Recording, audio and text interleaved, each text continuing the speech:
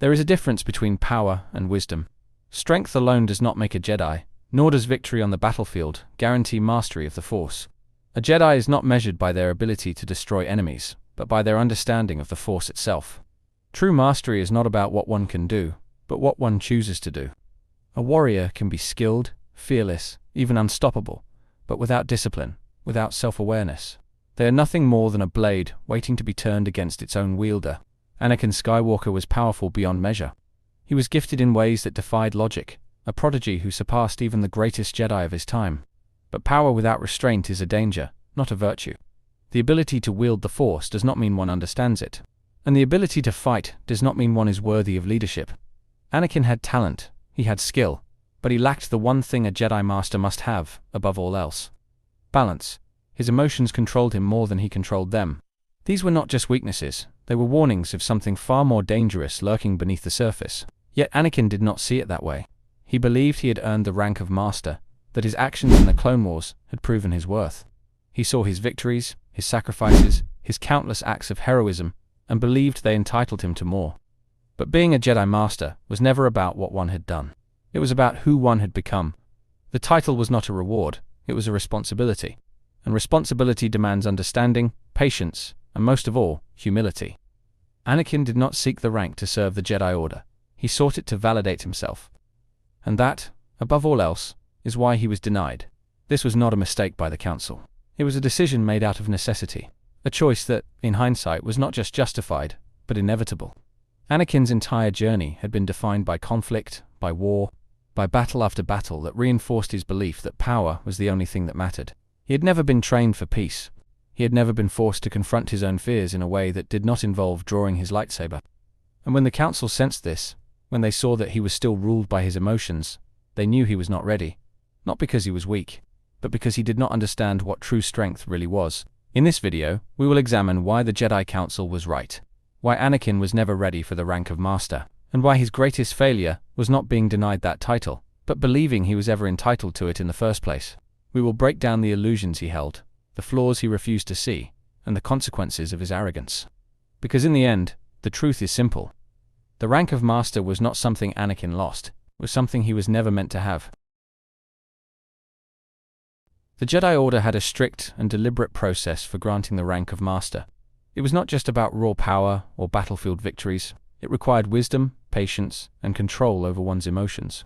These were the qualities that made a Jedi more than just a warrior. When Anakin walked into that council chamber, he expected recognition for his abilities. He believed his actions in the Clone Wars made him worthy. But being a Master was not about fighting battles or destroying enemies. It was about balance, something Anakin had never truly understood. The Council had their reasons for denying him. He had already shown signs of emotional instability. He formed attachments where there should have been none. He disobeyed direct orders, acted recklessly, and let his feelings dictate his actions. Even his closest allies saw the flaws in his character. Obi-Wan, the Jedi who trained him, struggled to guide him down the right path. Yoda sensed the conflict deep within him. Mace Windu, ever cautious, saw the danger that Anakin posed. And yet Anakin refused to listen. Power alone does not make a Jedi. Strength in the Force is meaningless without control. A Jedi must wield their abilities with responsibility and a deep sense of purpose. Without that, power becomes a threat instead of a gift. Anakin had the skills of a master, but none of the discipline. He constantly acted on impulse, allowing his emotions to dictate his choices. He sought validation, demanded recognition, and when he did not get it, he lashed out. That is not the way. Look at how he handled disagreements. Instead of reasoning with others, he would raise his voice, push back, and refuse to accept a different perspective. He did not debate with wisdom, he argued with emotion. And when someone opposed him, he saw it as betrayal rather than guidance. This is why the Council denied him. It was not a punishment, it was a warning. A reminder that there were still lessons he needed to learn. Lessons he refused to acknowledge. But let us not pretend the Jedi were perfect. Their system had flaws, their rules, their traditions, even their methods of training. They held on to old ways, even when change was needed. Their inability to adapt created tension. They feared emotion instead of understanding it. They taught detachment, yet expected compassion. They wanted discipline, but lacked the flexibility to guide those who struggled with their methods. Anakin was a product of this flawed system. He was trained as a Jedi, but never fully embraced their ideals. He grew up surrounded by war, raised in conflict, and shaped by chaos. and yet they expected him to be the perfect example of restraint. That was never going to happen. Maybe the council failed him just as much as he failed them. Maybe their rigidness pushed him toward the darkness instead of pulling him back. But does that change the reality of his actions? Trust is what binds a Jedi to their path. It is not enough to follow rules. One must believe in the Order, in their teachings, in the wisdom of those who came before. Without trust, a Jedi is nothing more than a soldier with a lightsaber. Anakin did not trust the council. He saw them as obstacles instead of mentors. When they questioned him, he assumed they were against him. When they denied him, he took it as an insult. He believed himself to be above their judgment. The irony is that they had reasons to distrust him too. He hid secrets, he formed attachments, he acted in secrecy, and worst of all, he let his loyalty be divided. The Jedi Order was supposed to be his family, but he placed his faith in Palpatine instead. That decision cost him everything. His friendships, his future, his very identity. Trust was the one thing that could have saved him, but it was also the thing he threw away the fastest. Anakin believed the rank of Master was something he was owed. He saw it as a reward for his strength, his victories, his sacrifices. But the Jedi Order did not function on entitlement. They did not hand out positions based on power alone. True mastery was not about what one had done. It was about who one had become.